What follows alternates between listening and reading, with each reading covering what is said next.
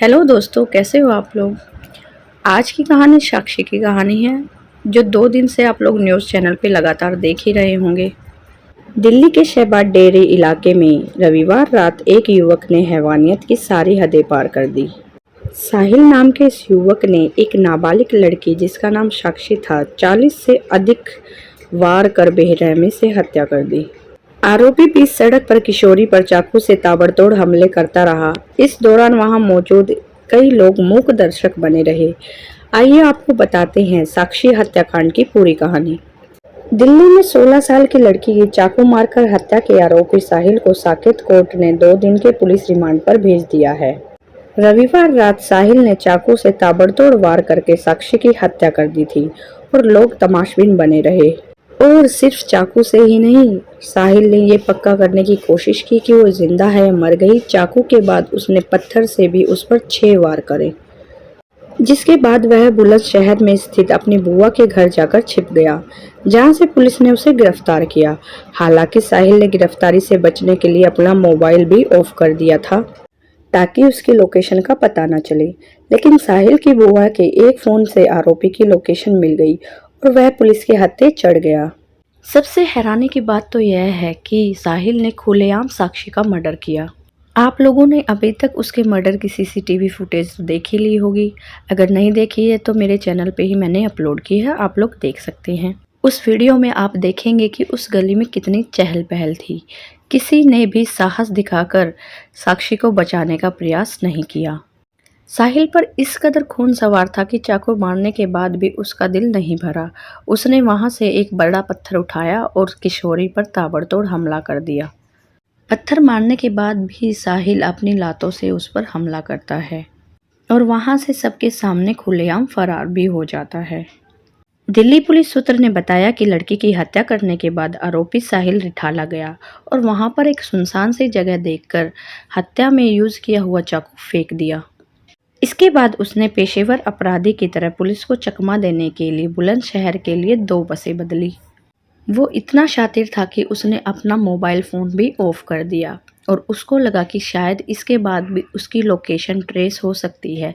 इसलिए वो पहली बस से उतरकर दूसरी बस में चढ़ा और 4 बजे बुलंदशहर पहुंच गया।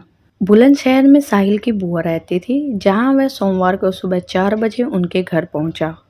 साहिल को पहले से ही लग रहा था कि वह पकड़ा जाएगा, इसलिए वह सीधा अपने घर जाने की बजाय बुलंदशहर चला गया।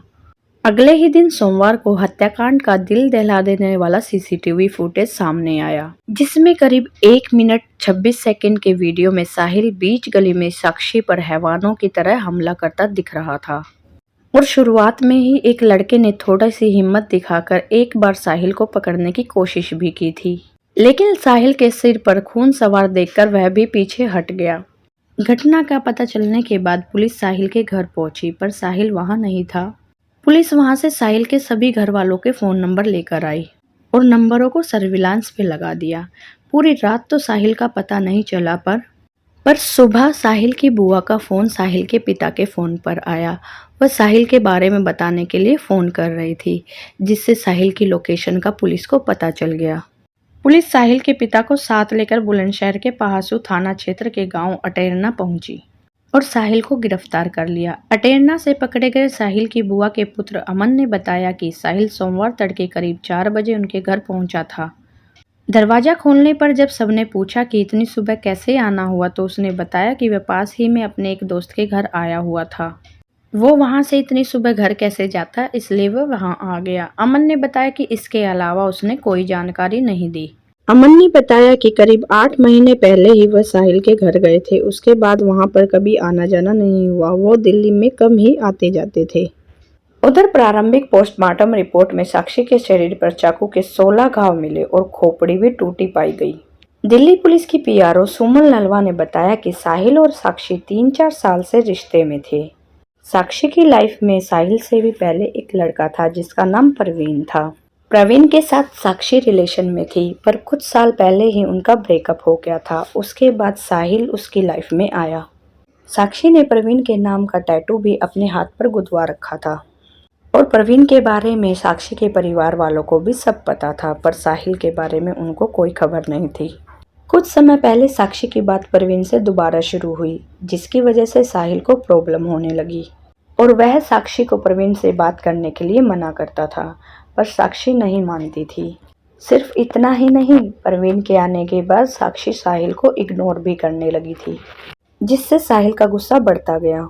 बात यहाँ तक बढ़ गई थी कि एक जबरू नाम का लड़का था जिसे साक्षी भाई कहकर बुलाती थी और वह सोशल वर्क के काम भी करता था।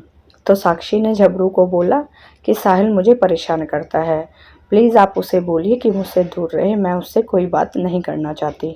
साक्षी के कहने पर झबरू ने साहिल को धमकाया भी। इन सब बातों की वजह से ही साहिल ने शनिवार को ही साक्षी को मारने का प्लान बना लिया था।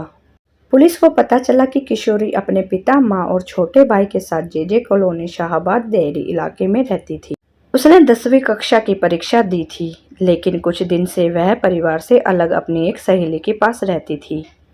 सहेली का नाम नीतू था। नीतू के 2 बच्चे थे।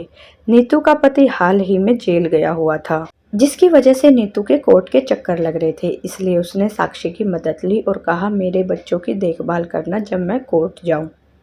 तो इसी कारण कुछ दिनों से साक्षी नीतू के साथ रह रही थी। साहिल भी शाहबाद डेयरी इलाके में परिवार के साथ किराए के घर पर रहता था।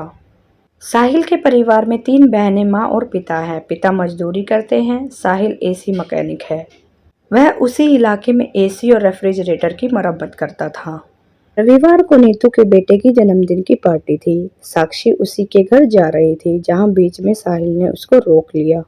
पहले तो दोनों के बीच कहासुनी हुई, उसके बाद आरोपी ने उस पर चाकू से ताबड़तोड़ हमला कर दिया। सीसीटीवी में ये भी दिखाई दे रहा है कि कुछ देर पहले साहिल किसी अपने दोस्त से वहां खड़े होकर बात कर रहा था। दोस्त के बयान से पता चला है कि उसने साक्षी के मर्डर के बारे में उससे कोई बात नहीं कही। वह अपनी ही कोई बात कर रहे थे, उसके बाद वह वहां से चला गया था। यूट्यूब की गाइडलाइन की वजह से हम आपको क्लियर वीडियो नहीं दिखा सकते और सेंसिटिव लोग तो ये वीडियो देख भी नहीं सकते। दोस्तों, ये वीडियो देखकर ही आपकी रूह कांप जाएगी। तो उन लोगों का सोचो जो वहां से गुजर रहे थे जब ये सब वहां हो रहा था। तो क्या सिर्फ साक्षी का आरोपी साहिल हुआ या वहां से गुजरने वाला एक एक इंसान भी हुआ? हम सब ये सोच सकते हैं कि सबको अपनी जान प्यारी हो सकती है, पर अगर आप ये चीज़ सीसीटीवी में भी देख रहे होंगे कि यह मामला कितना भयानक है और यह दृश्य कितना ही खतरनाक है, तो क्या आप लोग ऐसे रिएक्ट करेंगे जैसे इस वीडियो में चलते हुए लोग कर रहे हैं? अगर सब लोग उसे रोकने की कोशिश करते तो क्या साहिल इतना बाहुबली था कि 17 लोगों से भी वो रुकता नहीं? आज साक्षी जिंदा हो सकती थी अगर कोई भी इतनी हिम्मत दिखाता कि साहिल को रोक सके। तो दोस्तों, आपका इस बारे में क्या कहना है? प्लीज़ कमेंट करके अपनी सोच बताइए और ऐसे ही वीडियोस को देखने के लिए हमारे चैनल को सब्सक्राइब करें। धन्यवाद।